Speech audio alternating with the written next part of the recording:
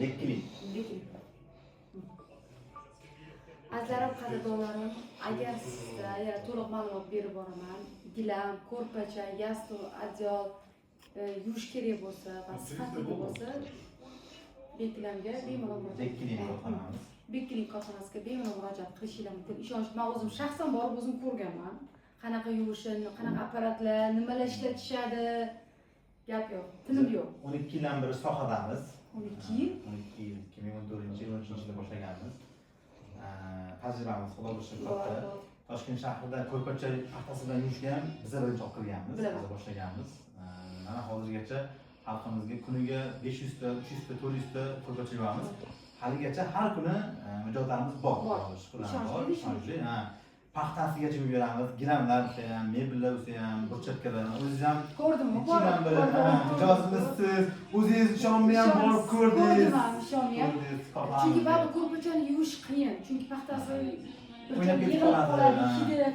Kelganda aromat hidlari, yastuklar, ko'rpachalar uyda yuvolmaymiz. Tan olinglar. 1000 kir mashinamiz zo'r bo'lsa, 1000 hovlida yashab yuvolmaymiz. Ko'rpacha bilan yastuklarni yuvolmaymiz. Gilamni ham sal yuvishimiz mumkin, lekin qatran masalan talabga javob beradi va sizga ishonchliga kiritadigan. Baribir korxona bir xilla telefon qiladi, uyda yuvib qo'ydim o'zim deydi, qurmay qoldi, hidlanib ketdi deydi. Korxonada yuvgan boshqacha, chunki apparatlari, shampunlari, yaxshi shampun yuvadi, apparatlari yuvadi, mutaxassis yuvadi, uni tajribali bolalar yuvishadi. Uyda yuvgandan keyin hidlanib qolish aniq. O'shaning uchun iloji boricha olib ketib, korxonada yaxshilab yuvib, ideal bergan yaxshi. Chumchuq so'ysa ham qassob so'ysa, o'shaning mutaxassislar borilaga ishlatib, qani ayollarimiz vaqtiga borilaga ayollar ona xola duo qiladi. Ona xola duo qiladi, voy ko'rpacha yuvasanmi dedi. Kechirasizlar, bitirasiz. Qaynana, ayrim qaynonalar, kelinlarga ikki bukillatib, ayrim qaynonalar, kelinlar shunaqa qilib ishlatadigan qaynonalar bor, xafa bo'lib ketaman, to'g'risi. Kasal bo'lib, qishimasdan gilam yuvib, ko'rpacha yuvib boshqa mana tayyor sizga iltimos qilaman. Farzandlarni qanaqa hurmat qilsangiz, kelinni ham shunaqa hurmat qilinglar. Albatta. Gilam yurma xotinga, xotin tegdir oltinga deydi. To'g'ri, shuni qo'ying, kesmang.